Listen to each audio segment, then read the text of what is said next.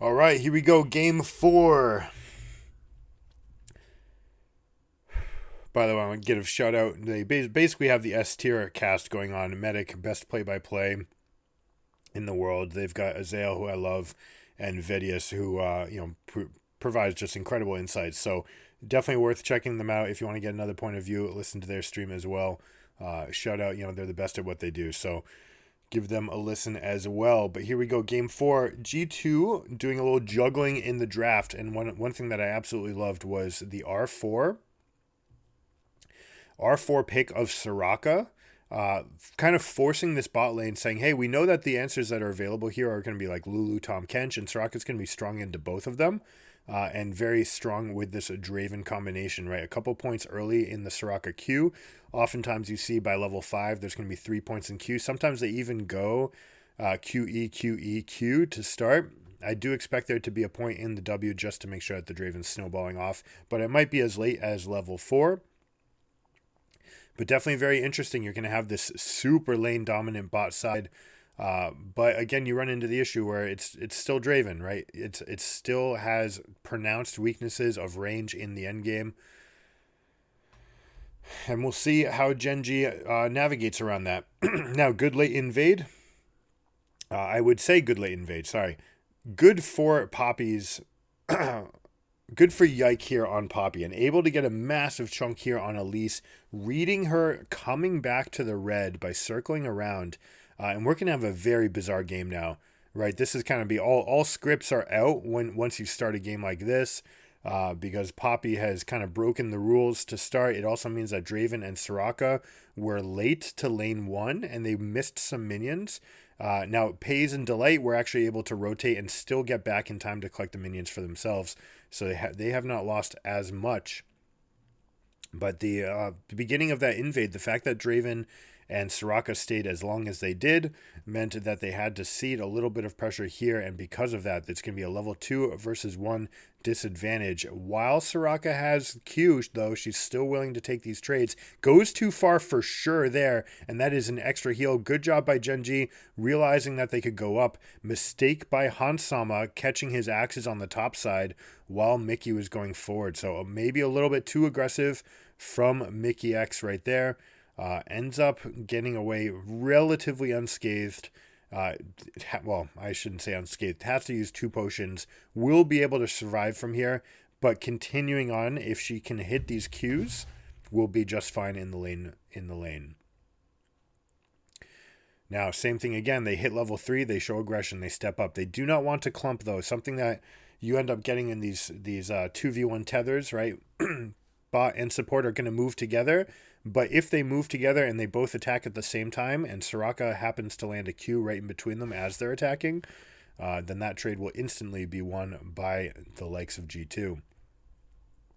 Now let's see how this jungle matchup continues, with Poppy trying to flex on this Elise, saying, I can dominate this matchup.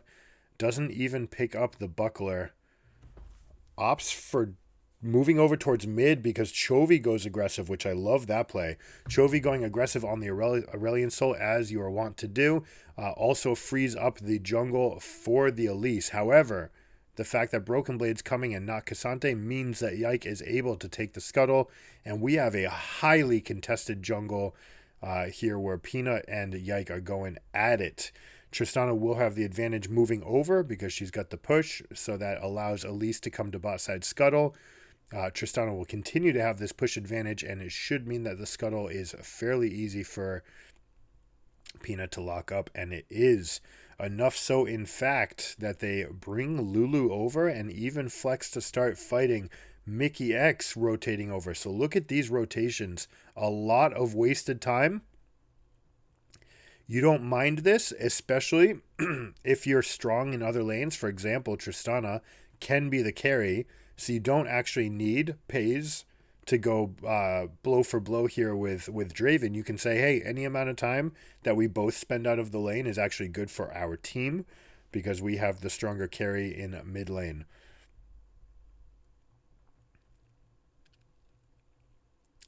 Now, all that said, we talk about stronger carries. Aurelion Soul will be able to pick up the slack, where last time Lysandra was on a low damage champion and build. Meant that Draven, they weren't able to get enough upfront damage. That will not be the case this time. Kennen will be doing all the upfronting and allowing Aurelion Sol and Draven to try to pick off targets at the end. Poppy also very good in skirmishes over distance. So a very decent composition setup for themselves. GenG very classically pairing a AP jungler with 2 AD laners. Now look at how aggressive Caps is taking this trade right there, using the Q and resetting the Q by going into flight form. So when you're looking for these trades, there are a couple of Aurelion Sol tricks you can do. One is tapping Q. Tapping Q will get you the effect of the Kame, of the mana flow ban, of the Scorch. And it will not put it on cooldown. So you can just tap it, wait a second, tap it again, tap it again, tap it again, and you get all these effects. Another thing you can do is taking flight will always reset your Q. So you can go, they're fighting into you, you Q in their face, right? And then as your Q runs out, you fly, and then you can immediately Q again. So both of those on display right there from Caps, showing exactly how much damage Aurelion Sol is capable of dealing, which is even enough to stand toe-to-toe with a Tristana, believe it or not. The total upfront burst is never going to be quite as strong. Oh, Doran, you're inting for this.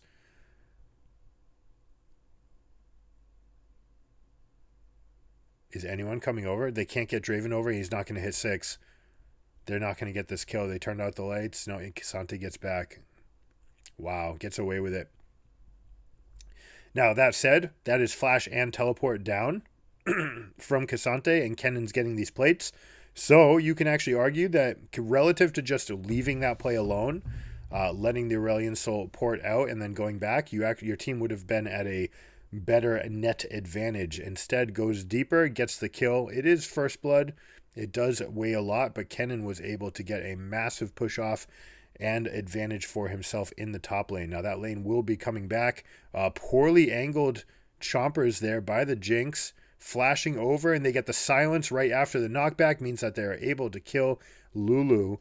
And this is very much on the back of poorly placed traps by the Jinx there. They will always place perpendicular to the way you're facing when you cast them. And she ends up putting it in a straight line that makes it the easiest possible for G2 to just run past. Everything kind of going right now. So they're in the game. They're capable of playing this out. It's going to be difficult to carry on Aurelion Sol. Just putting together these compositions can be kind of tough. A little bit at odds. The all-in is still going to be very nice for them, but right, you've got this fight where Kennen's going to have to snowball. It has to come in with the lightning. Poppy has to position everybody just right. Aurelion Sol still wants to be dealing damage, as does Draven, but you've got a Soraka. You don't have like a Nautilus that can, punch the lines or truly peel. Soraka with the healing tends to be a lot better with champions that are like bruiser-ish. That can go in and have someone that's in their pocket healing them. That's not what they have here. Maybe if Poppy goes Divine Sunderer and goes for that more aggressive path. But we don't always see that in the jungle. On the other hand, 2 AD composition with a Cassante frontline, just very classic front to back here. Elise going to be looking for picks, and just, kind of the strongest overall combination jungler you can have with 2 AD solo laners. You want to have that magic threat. Pays blowing the flash means that they're going to get a plate for themselves in bot wave. No, they opt not to, because Elise and Tristana might be on their way, so they peel out instead. Did they just lose that turret plate? They might have. All right, this is the strongest point in the game for the Tristana, right? When you're on half purchases and one purchase, you'll be okay all the way up until the point when Aurelion Sol is working on their second item. Once they start working on their second item, they will be okay. The upfront burst will always favor Tristana, but starting at about level 11, really 14 with 2 items, it's just not going to be enough to get those kills anyways, and on the other hand, Aurelion Sol has way enough damage to be able to chase down Tristana. So we'll see these flexes here. What they do with the Herald, they end up just going for a plate.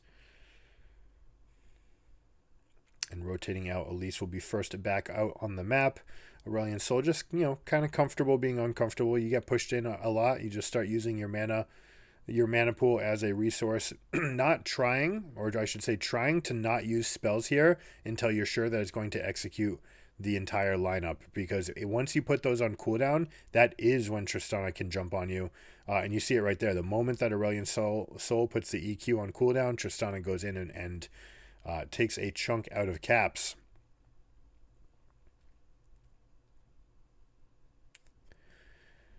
All right, dragon in hand, although dragons are not going to matter this game. As always, basically. They just never matter. They're a way to show that the winning team is winning, basically.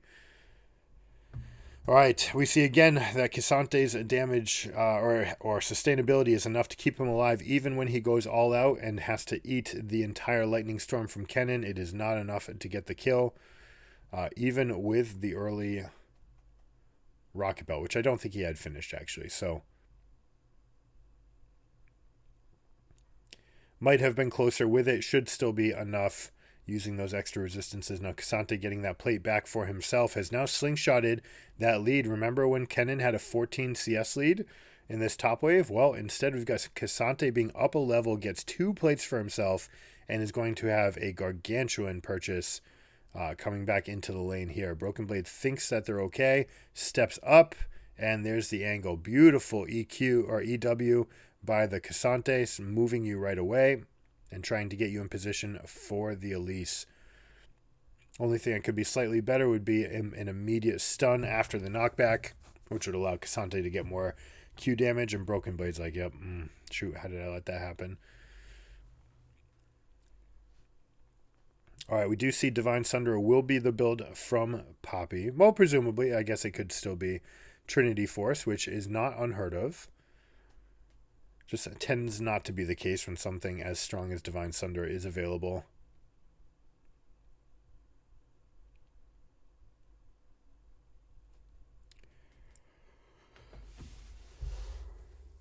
Now, Casante doing something that we don't normally see, which is completing Sunfire. We saw a lot of Casantes that start with Bomby Cinder and then continue with the rest of their build. The Bomby Cinder just being enough damage to help them finish all the wave clear.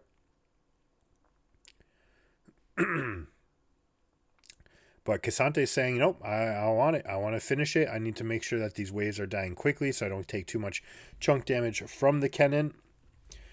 Get in, get out, have enough resistances where the cull advantage is not there. Ooh, misses the first part, which means Broken Blade's going to get tons of upfront damage. Does not kill the minion wave, however, which is a problem. So now looking at the rest of this fight, yeah, the flash is going to go out. You see Doran going all out, but Broken Blade outplays it, flashing back immediately and getting and staying in position here. Now check it out. Kiting back, making sure that you're not walking into the cooldowns of the Elise. They want to give this kill to Aurelion Sol, and they get the kill there onto their carry. Very well done. Now, what can Tristana do as an answer, right? You didn't make a play up on top lane. That's fine. Go ahead, push mid. Too late to get any platings, but might go for the turret. Instead, opts to use the momentum to go towards bot lane. No chance that this gets ignored, but it might alleviate enough pressure for Pays to be able to pick up all the CS here. Under turret, and it is. Hansama desperately trying to use the proc there, willing to take damage because he's got that big shield, presumably from Overheal, and going to be there from Bloodthirster as well, which is completed. Just using the shield as a way to keep the stacks going. Ends up missing it, right? Hit the turret about a quarter second too late, so dropped the axe stacks. Obviously, one of the Draven mechanics, the more axes you catch in a row is going to have that streak bonus. So check out what Broken Blade did here. Lots of extra damage, but did not kill the wave, which meant that Doran's able to come into the fight. Ends up working to his favor because Doran flashes forward to his own death here. Peanut does not have access through the minion wave, and because of that play is able to get the rest. So it's another one of those cases where you could say, hey, the imperfect play ended up getting us more. sometimes it's worth it. Sometimes it's worth getting that little bit of a bait, leaving them just enough rope to hang themselves with, as the saying goes. Now, here we go. Aurelion Sol making the mistake of trying to stand there. Can't do this anymore against Tristana. Even if Lulu were not there, Tristana is going to be favored in these situations.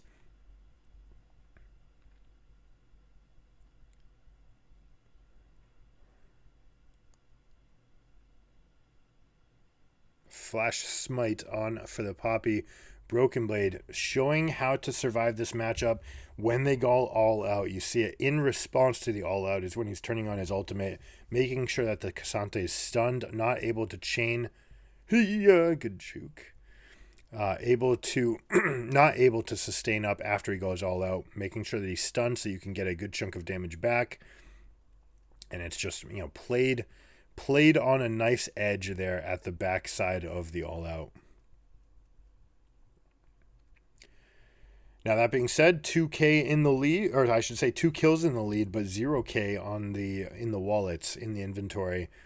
Dragons are even. We're going to have 1 turret advantage being mid that we already saw. So a very, very close game. It's going to come down to scaling. And we talked about how, Aurelion Sol, yes, absolutely phenomenal scaler, but kind of difficult to picture where this team fight's going to come from with the Soraka pick. Yes, laning-wise, doing very good for herself. Obviously got a huge advantage for themselves in the bot wave. But Jinx was able to bring that back, right? You remember all that non-standard moving around the jungle, helping with the invade. Well, what ends up coming from that is Jinx is actually up in CS at a stage in the game where you'd expect Draven to be up 20 and a kill.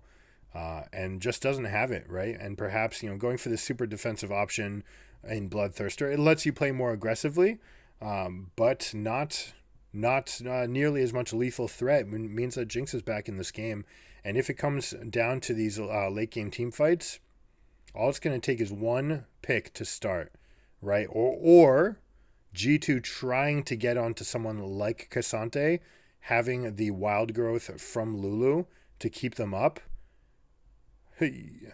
Oh my gosh, looking at all the movement abilities. Doran showing just how strong the champion can be. Yeah, stuff like that is going to happen. Aurelion Sol is so delicate. The ability to punch back is there. The fact that Draven's going to be low range. The fact that Soraka's low range. When these fights come out, once, who's going to dive in with Poppy? If it's Poppy trying to be the shield, where Kennen is trying to come in and flank, that's not much of a hammer to an anvil, right? The anvil is just Poppy, right? Like, how are they actually going to shape these fights? Very, very difficult to pull this off. They may try to do it around pits. They might say, hey, let's let them into a pit, and then we'll kind of try to close the door behind them. But GenG never needs to let that happen.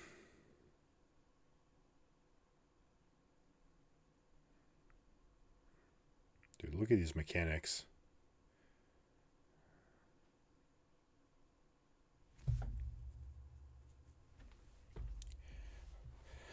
Trade kills, but the flash lost by the soul and the wave getting under turret. Call it a win for the Doran. Well, you know what? Ends up using the flash himself.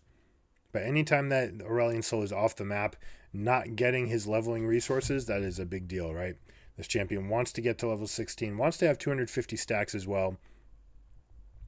You're going to start getting, once you start getting up over 400, the stacks start becoming a huge problem in the fights, and you start seeing that the range on Aurelion Sol gets to a point where they can kind of eclipse the Draven. But kind of gets into like another thing here where this team composition is going to have this misshapen imbalance, right? You've got Draven might be a complete non-factor in the end of this game, right? Just looking at it, Aurelion Sol is out damaging him and from further range. Poppy can't really hold down the fort. Ends up going with the Iceborne Gauntlet, not the Divine Sunder. I am happy to see that, to be more of that rock, that hard surface to force the enemy team against. Aurelion Sol? Interesting. Opts to try to fly over to top lane, ends up getting none of the CS in mid. I don't know if that was right. There's got to be some combination that they could have come up with that was better than that. Ends up picking up the experience, though. Slides on over. Tristana going to continue to be a problem. And now, basically, with this Bloodthirster purchase, is kind of saying, hey, I'm going to be able to stack up this shield and then all in you, and then stack up the shield and all in you over and over and over. And Aurelion Sol's going to have a tough time trying to find a place to play this game. We saw that he already loses into the Cassante, who has so many gap closing abilities that he can ignore the effects of the Rylai's Crystal Scepter. And apart from that, everybody else is potentially lethal, right? The only person that Sol can really lane against is the Jinx. And Jinx is on 2 items themselves. So, not even that. Really, where is Caps going to go from now on? Maybe you can get them going for a big flying play where you can go, hey, let's push a wave very quickly and then rotate over, try to make a fight happen. But G2 hasn't seemed to be wanting to try to do that. Opting for Aurelion Soul scaling, but they're dealing with a Tristana, Jinx, Lulu, Cassante, right? They're going to get outscaled here. And if they don't make a play, then this game will just start getting more and more out of control. The range disadvantage, Tristana's gaining range per level and is only going to be more and more lethal really until the point where Aurelion Sol can just one-shot the Trist, which probably won't be until 4 or 5 items. All right, here we go. Knock one away, push the wall into the others. I love this play. Great job by Yike. They get the upfront damage. They force the play. Now one traded back. Kennen reaching for this, but might have bit off a little bit more than they can chew because nothing left. Aurelion Sol standing still into the damage of this Cassante and the all-out, showing just how much pressure it is. Now let's see if Draven can win and out-carry versus Cassante. Can't do it. 3v4. They end up calling off the rest of the play. It started off so well, and they should have taken the first big bite, and they did, but then they continued. They tried to bite off more than they could chew. And you see the power of the range advantage and the kiting that Lulu Cassante will be able to give this double marksman team composition.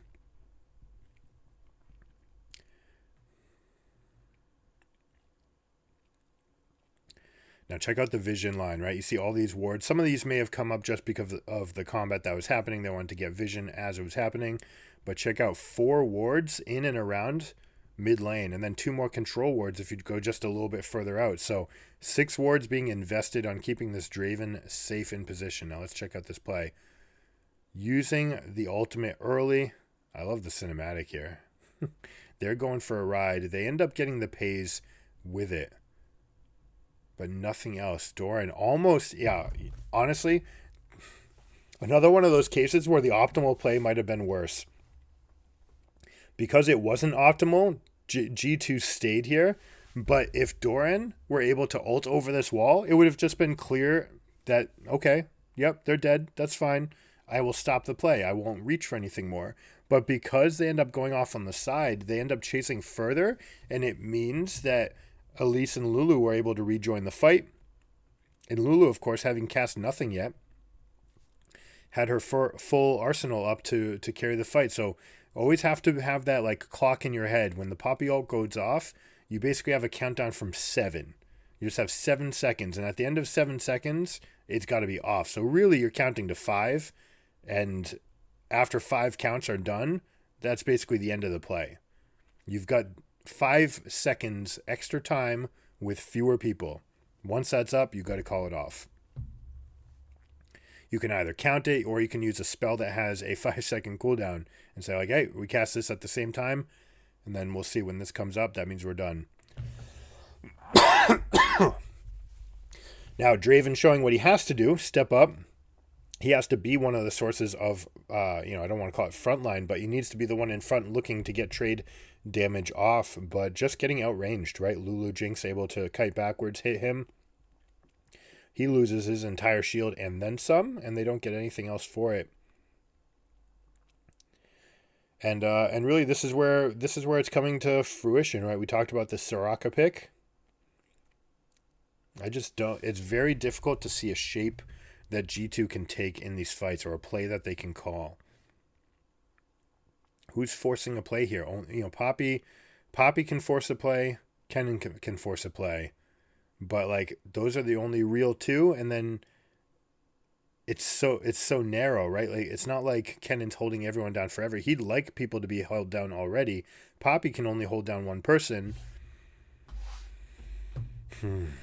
I imagine we're gonna have to get into a double flanked. We're gonna have to get a little T-bone crash. Team moving forward, Kennen coming in one direction, try to get them to kite back towards Poppy.